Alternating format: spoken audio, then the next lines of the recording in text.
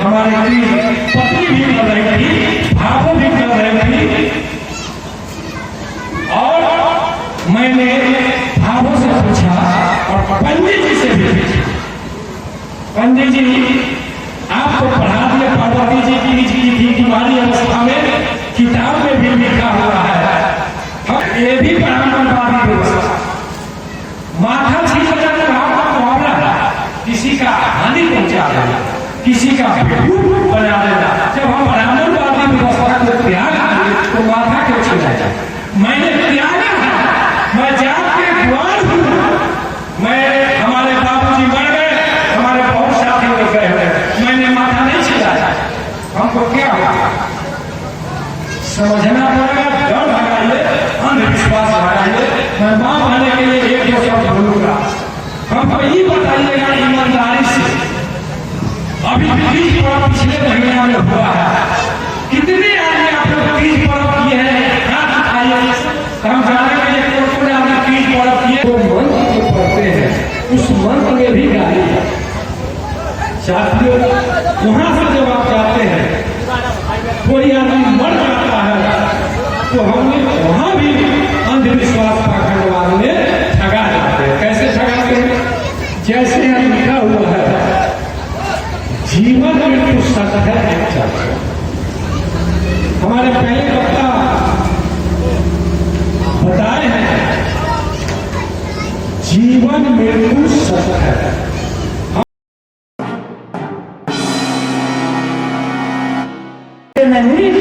तब तक विचार को समझ नहीं पाएंगे, तब बिल्कुल करके और इसको करें।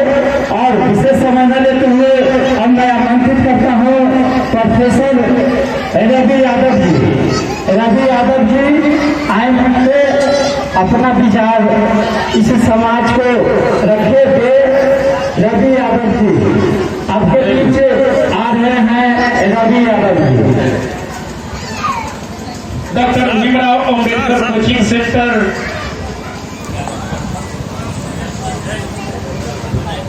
विकास जी के बड़की ममाने की तरफ से 100 रुपया के पुरस्कार। जय भीम नमो बुद्ध है, जय मौलिवासी, बहुत बहुत साधु।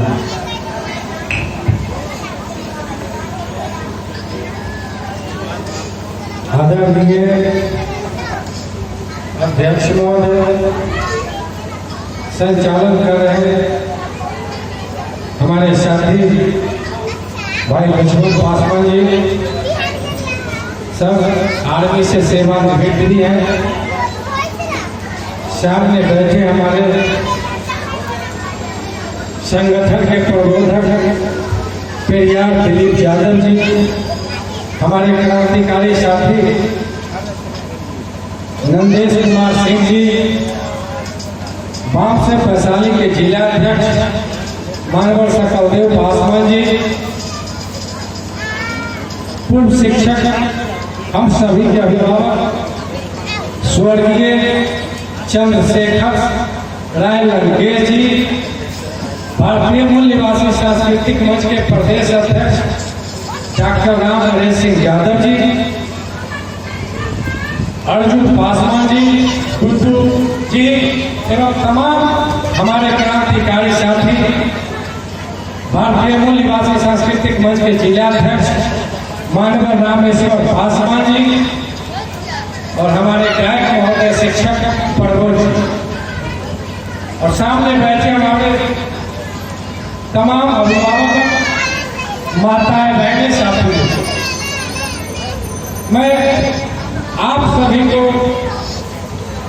आभार व्यक्त करते हुए और जितने महामानव गौतम बुद्ध से लेकर के और अंत में बाबा साहब डॉक्टर भीमराव अम्बेडकर, सभी महापुरुषों को तस्वीर जो आप देख रहे हैं, सभी महापुरुषों को नमन करते हुए मैं माता प्रणिया जी का और दिवंगत देवधारी राम जी का सच्ची विनम्र श्रद्धा सुमन अर्पित करता हूं। साथियों, माता प्रणिया जी का परिनिर्वाण 11/9/2022 को हो गया था और आज हम लोग 21/9/2022 को श्रद्धांजलि सभा को उपस्थित हुए साथियों। और दिवंगत रामधारी बाबू जो पहले दिवंगत हो चुके हैं, दोनों आदमी शायद पति पत्नी हैं, तो मैं इन दोनों आदमी को सभा समर्पित करते हुए मैं इस परिवार को धन्यवाद देना चाहूंगा, इनके सखा संबंधी को धन्यवाद देना चाहूंगा, ग्रामवासियों का धन्यवाद देना चाहूंगा। साथियों, आज अंधविश्वास, पाखंडवाद, ब्राह्मणवाद से ऊपर उठ करके और इन्होंने बाबा साहब अम्बेडकर, पेरियार रामास्वामी नायकर, इन महापुरुषों को संत शिरोमणि रविदास जी के बताए हुए रास्ते पे और ब्राह्मणवादी व्यवस्था को त्याग करके आज अपने माता प्रज्ञा जी का श्रद्धांजलि सभा का कार्यक्रम आयोजित इन्होंने किया है। इसलिए पुनः जितने भी नाम शोकाकुल से लेकर के निवेदक में लिखा हुआ है लखींदर राम सहित सभी भाइयों को आभार व्यक्त। साथियों, हम लोग थोड़ा विलंब से आए हैं क्योंकि यह कार्यक्रम पातेपुर इमादपुर में भी था, वहां से होते हुए यहाँ आया हूँ और यहाँ आने के लिए हमारे अभिभावक महेंद्र राय जो ये कार्यक्रम में मुजफ्फरपुर है, उनका बहुत बड़ा जोर था कि जल्दी जाइए और वहां से हम लोग साथी सहित आए हैं, इसलिए क्षमा प्रार्थना क्योंकि लेट हो गया है। साथियों, कम समय में कम बात रखूंगा। तो आज आप देख रहे हैं यहाँ कोई कुमार, कोई अगरबत्ती, कोई पिंडदान, कोई ब्राह्मण के द्वारा नहीं, यहाँ सिर्फ आपने देखा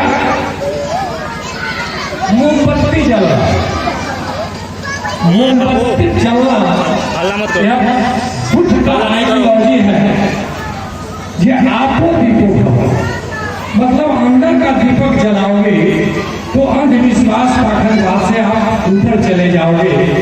जैसे यह दीपक अंधकार में जला देंगे तो प्रकाश हो जाएगा, दिखाई देगा।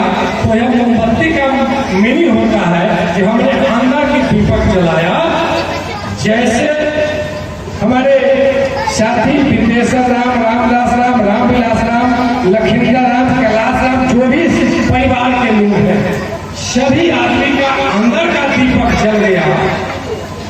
तो अंधविश्वास पाखंडवाद से हट करके और अपने महामानव संत शिरोमणि रविदास जी को बताए रास्ते पे इन्होंने आज माता प्रज्ञा जी का, देवधारी राम जी का श्रद्धांजलि सभा का आयोजन किया है। साथियों, यह अपने आप में कम बात नहीं।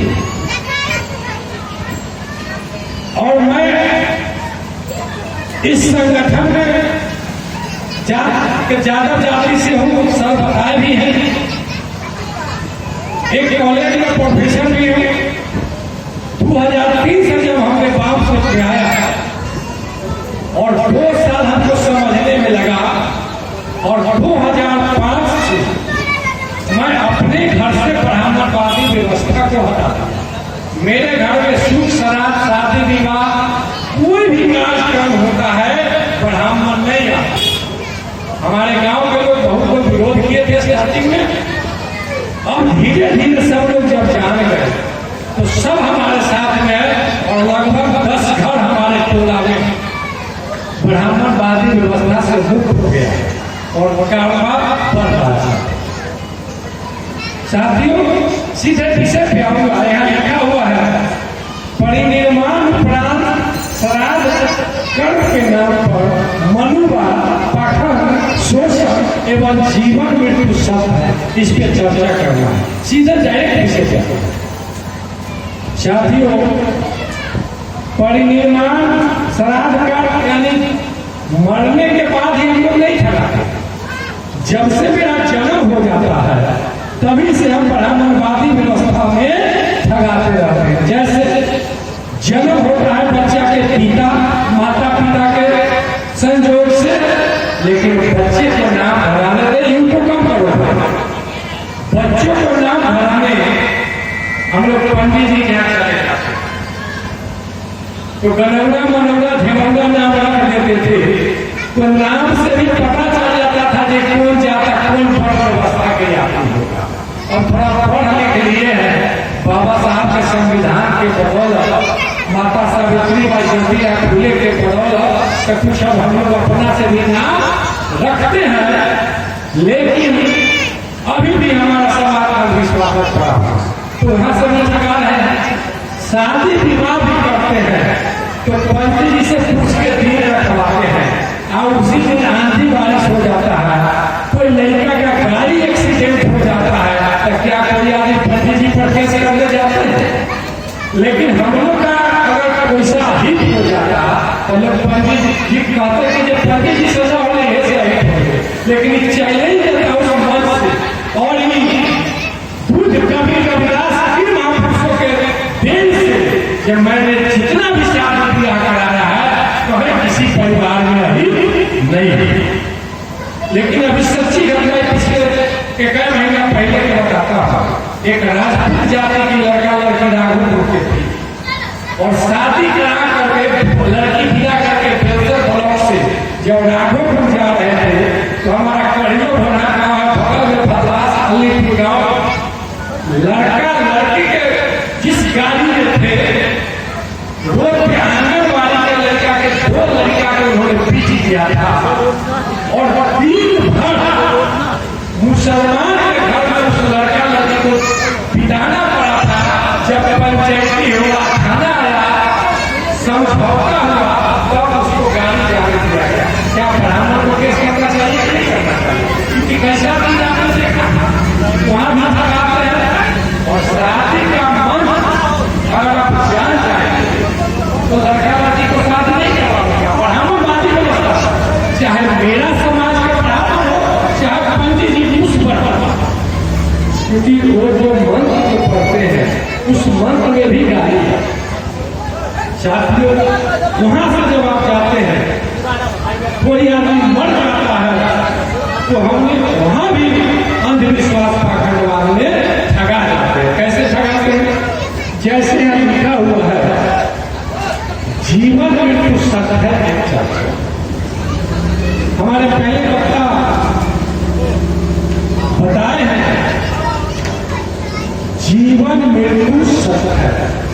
हम सभी जानते हैं कि जीवन मृत्यु सत्य है। हम सभी को एक न एक दिन मरना है, वो भी निश्चित है। तो फिर राम नाम सत्य कहां से हम लोग बोलते हैं? जब राम नाम सत्य है, राम भगवान के नाम है, तो किसी के शादी में भी तो राम नाम सत्य बोलते, किसी के नामाकरण में भी तो राम नाम सत्य बोलते, किसी के पूजा पाठ में भी तो राम नाम सत्य बोलते। तो इससे भी पता चल जाता है कि राम नाम सत्य नहीं है, और राम का जन्म अपने माता पिता के संयोग से नहीं है।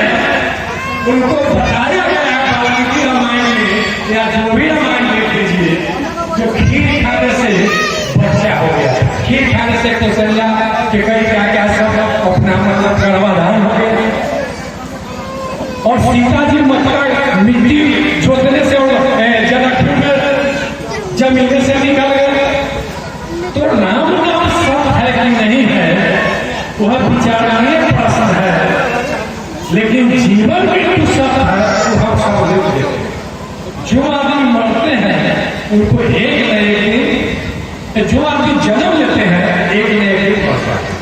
तो कोई आदमी अगर मर जाते हैं तो हमसे ध्यान रखिएगा, बोलिएगा जीवन मृत्यु सत्य है,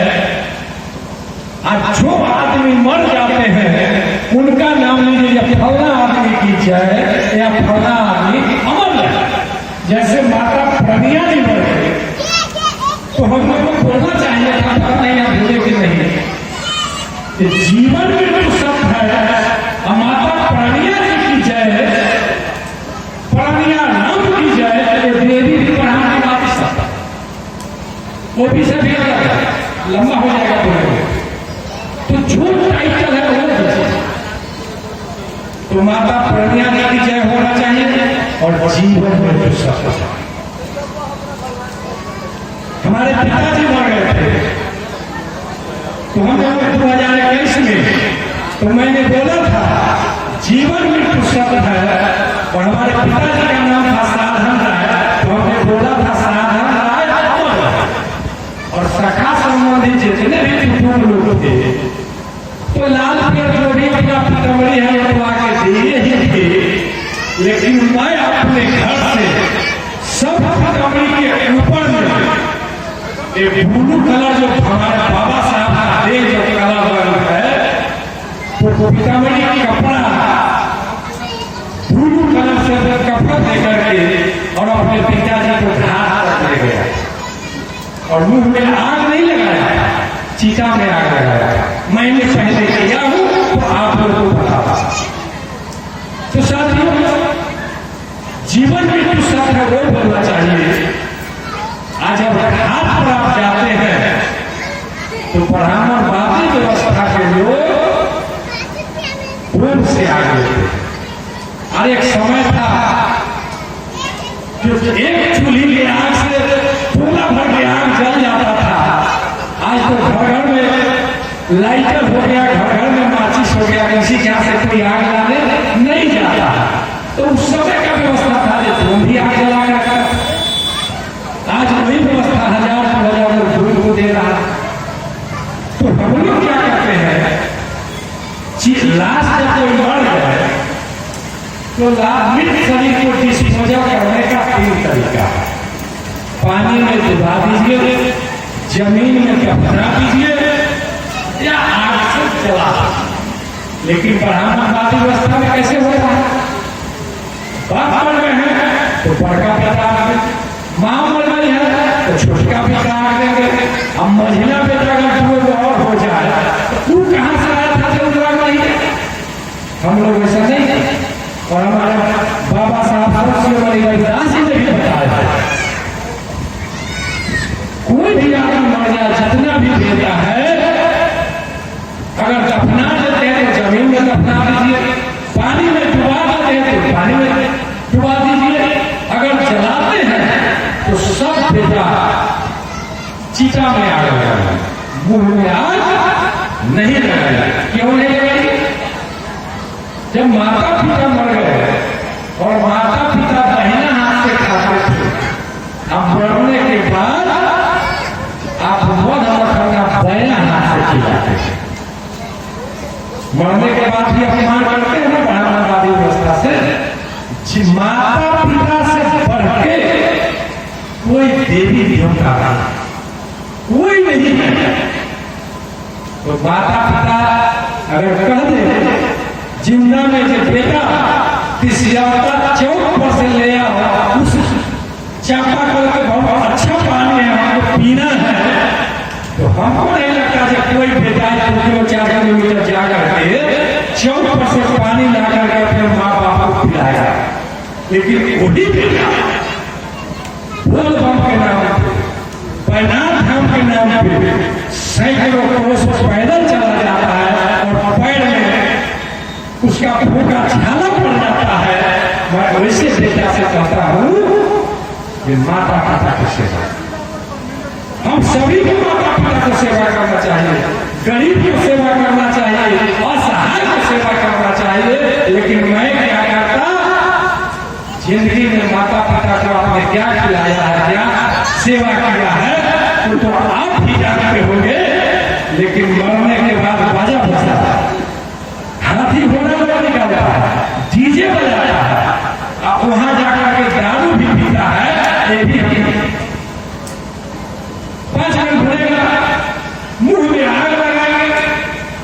माता पिता के मुंह में आग लगाते, अरे चिता में आग लगा उसके बाद अब विटामिन जो दिए थे कफन में से भी निकाल के छींक ले लेता है और अपने डाला बना के पहनता है। हम नहीं करते, हम लोग सादा कपड़ा पहनते हैं, अपना से दूसरा खरीद करते हैं।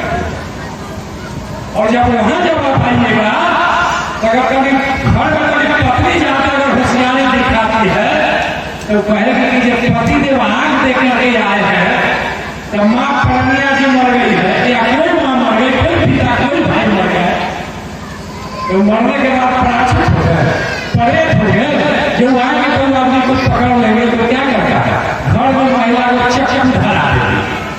जब बाबू मर गए हैं, माता जी मर गई है, तो भूत हो जाएगा, आपको कहीं पकड़ लेंगे, आएंगे तो सीधे चक्कर में फोड़ दीजिए।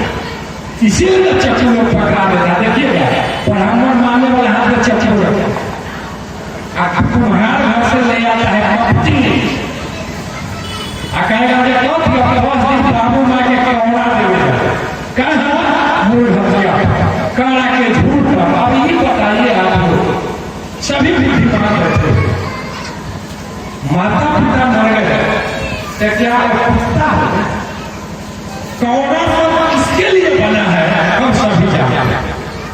तो आप कौड़ा देने जाते हैं, माटी के बर्तन में कितना अपमान कर रहे हैं। अगर हम हिंदू धर्म के पालन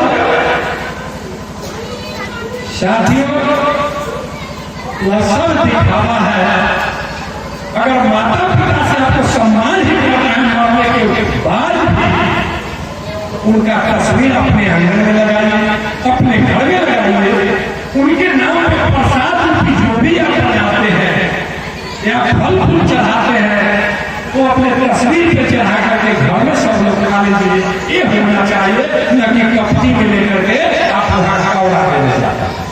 माँ मर गई, पिताजी मर गए और जिंदा थे तो थाली में खाते थे और मर गए तो वो हत्या करता।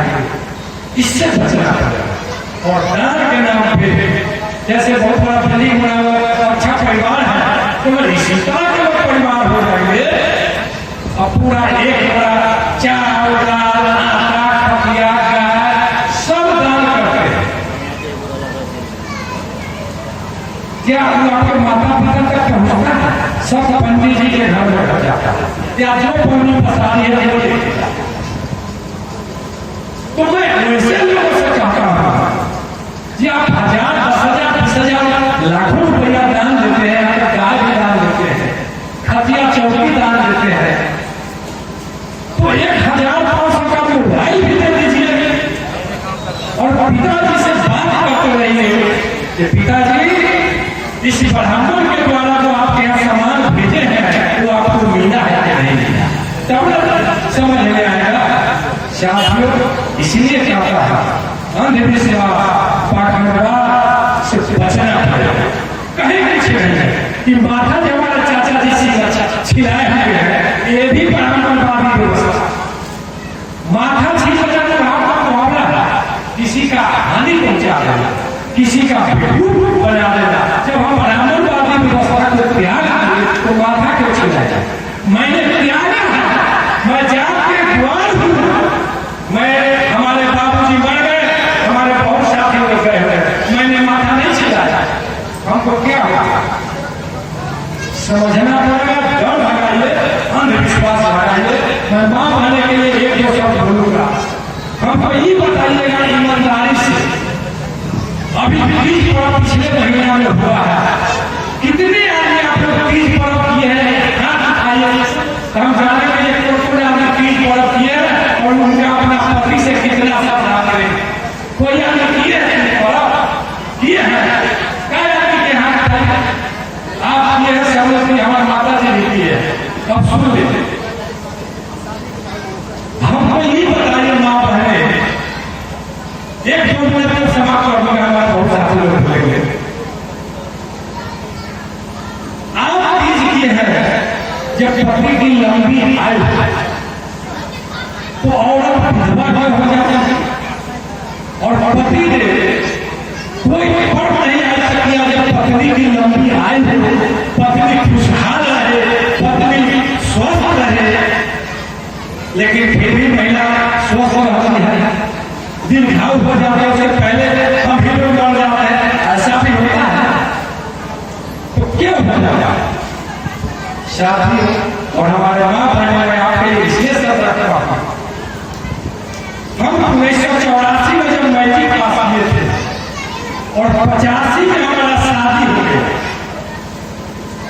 हमने भी बीच में गया था बड़ा खुशी, हमने भी साड़ी ले गया था, अभी ना देवे गया था ललक ये ससुराल जा रहे हैं, पत्नी के लिए साड़ी लेके गए थे, तीज किया था हमारे, लेकिन जब जागा तब सवेरा एक दो बार तो हमने करवा दिया।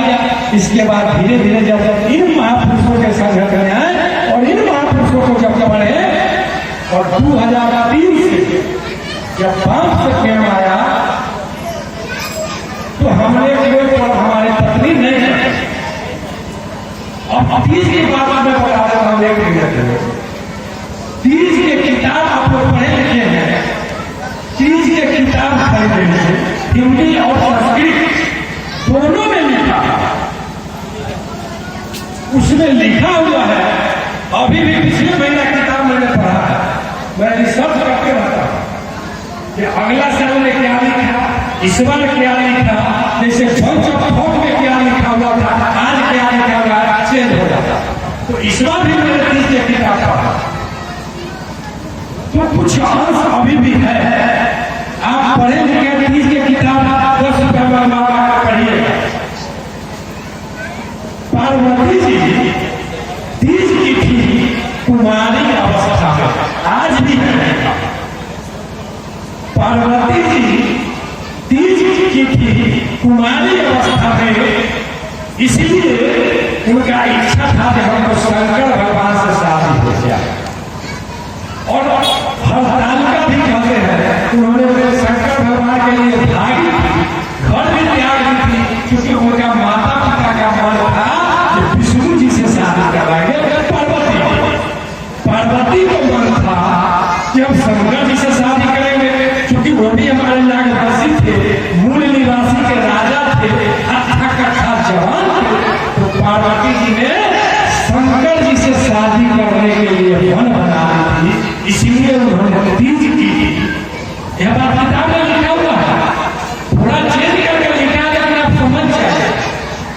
हमारे भाव बीए पास, हमारी पत्नी मैट्रिक पास, और पंडित जी 2003 में तीज करा रहे थे आंगन में।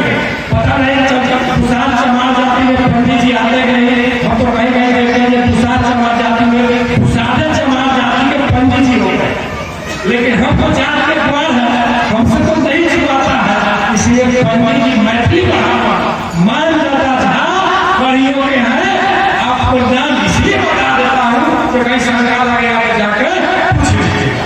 वो मैथिली पढ़ाना है और आंगन में बैठे हुए थे, वह किताब पढ़ा रहे थे, हम भी कुर्सी लगा कर बैठे हुए थे। हमारी पत्नी भी कर रही थी, भाभो भी कर रही थी,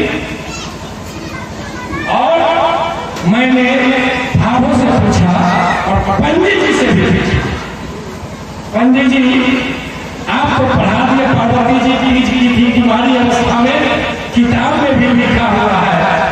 हम उसी समय भावों से करेला में साफ होना चाहिए और पत्नी से भी कहे, आप ये बताइए, गीता कुमारी हमारी पत्नी की नाम है, तू रवि कुमार यादव से उर्फ रामलाल राय से शादी हुआ 1985 में, जब हम इंटर में पढ़ते थे।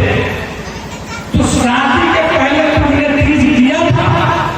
तो बोला है नहीं, शादी के पहले कैसे? अब नहीं तो तीज में हमें देगा, शादी के बाद लोग करेंगे।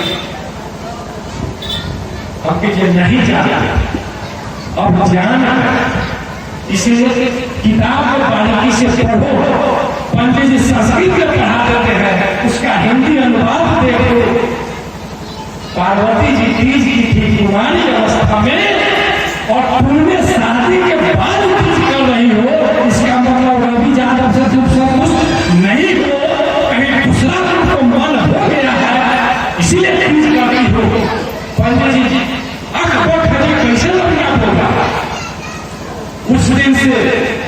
हमारे भाव, हमारी पत्नी और हमारे देखा देखी टोला के बहुत सारे लड़कियां तीज करना बंद कर दिया। साथियों, कहा गया घर में अगर आप जा रहे हैं तो पत्नी ठंडा और खाना गरम मिले तो सबसे ज्यादा भाषा है। लेकिन हमारे पत्नी तीज करे, शिव चर्चा करे, जो भी पूजा करे, लेकिन पति अगर जाते हैं तो 90% पत्नी कहेंगे रखो खाना बनाकर खा, खाना मिलेगा ठंडा, अब अपने रहेगा पति का लंबाई। तो इससे बचना, अब पढ़े लिखे भेजिया है, पढ़े लिखे माता है तो तीज हो गया। किसी ब्राह्मण के महिला को शिव चर्चा करते हुए आपने देखा? हम लोग कहीं कुछ नहीं है। पति को सेवा कीजिए, सास ससुर को सेवा कीजिए, अच्छा से भोजन खिलाइए। और हम पतियों का, हम पुरुषों का भी कर्तव्य बनता है कि अपने घर में जो भी बेटी बहू है उसको करा करें। साथियों, हमारे भतीजी के 2016 में शादी हुई। हमारे तमाम सब इंस्पेक्टर हैं पुलिस डिपार्टमेंट में, कोई पर्व त्योहार नहीं करते। हमारे भतीजी के बहुत लोग कहा किया कन्या तुम कुछ न करे चलते न कुछ करते हैं तो हमको इंस्पेक्टर दूल्हा मिला है, आपको किया है तो उसको चपरासी नहीं। समझने के लिए इसलिए कह रहा हूं कि किसी का शादी विवाह होता है तो कोई अगुआ जब आता है तो यह लड़की से नहीं पूछते हैं कि बउआ कौन पर्व करूँ, कौन पबनी करे, कई को पूजा पाठ कैला, लेकिन वह पूछता है कि कितना पढ़े लिखी, एगो एप्लीकेशन लिखे देखा दो, एगो बायोडाटा लिख के देखा दो, तो तुम्हारा पढ़ाई आगे हुआ कि तुम्हारा पढ़ाई आगे हुआ। इसलिए पढ़ना चाहिए, शिक्षा से बढ़कर कोई चीज नहीं है। और एक तरफ रविदास जी को मानते हैं और दूसरी तरफ देवी देवता के फोटो लगाते हैं या अपने बाप को अपमान करते हैं, इसलिए बचना पड़ेगा। बहुत बहुत बात हमारे सर खड़ा हो गए। पुनः एक बार माता प्रणिया जी का और देवधारी राम जी का श्रद्धा से नमन करता हूँ। और मैं इनको फिर नमन इसलिए करता हूँ कि कहीं न कहीं माता जी क्रांतिकारी थी कि आज हम लोग सब लोग फूल माला से चरण स्पर्श करते हैं। नहीं तो पंडित जी आते जिंदा में आपका बाप दादा के कभी प्रणाम किए, हम मरने के बाद प्रणाम करेंगे। लेकिन हम सभी समाज के लोग, हम लोग यहाँ वो कहता है हिंदू है, कोई पंडित जी से चैलेंज करेगा तो आप पूछिएगा, वो अपने आप को कभी हिंदू नहीं कहेगा, वो कहेगा हम ब्राह्मण। गूगल में सर्च कर लीजिएगा हिंदू का मीनिंग, कोई धर्म, कोई रामायण गीता महापुरुष में अगर हिंदू धर्म लिखा हुआ बता दीजिएगा तो 10,000 रुपया हम देना। हमारा औकात बात 10,000, महीने में 50,000 का घोषित करते। हिंदू कब होते हैं? वोट के समय। अब वोट हो गया उसके बाद कोई दूसरा चमार एबीसी 6,743 जाकर बचे रहते हैं। इसलिए इससे बचना होगा, अपने महापुरुषों को बताए रास्ते पे चलेंगे। डीएनए टेस्ट रिपोर्ट से भी पता चल गया कि हम कोई दूसरा चमार भारत के मूल निवासी है, इसलिए हम सभी का संगठन भारतीय मूल निवासी संस्कृति मंच चला हुआ। बहुत बहुत धन्यवाद। जय भारत, जय मूल निवासी, जय माता प्रणिया जी और देवधारी बाबा। बहुत बहुत धन्यवाद रवि जी, जो अपने विचार से समाज को रूबरू कराए। अब मैं विशेष प्रार्थना करते हुए आमंत्रित करता हूँ रामेश्वर जी।